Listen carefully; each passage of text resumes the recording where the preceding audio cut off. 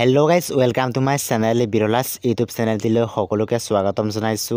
Finally update আহি গল SSLC 2025 ৰ ৰিজাল্টৰ সো সকলোকে অভিনন্দন জনাইছো। সকলোৰে ভাল হোক তাৰে কামনা কৰিছো। কিছু সময়ৰ আগতে শিক্ষা মন্ত্ৰী ডক্টৰ ৰনোজ পেগু ছাৰে এনেকৈ টুইটাৰৰ জৰিয়তে ৰিলিজ কৰিছে SSLC result will be declared today.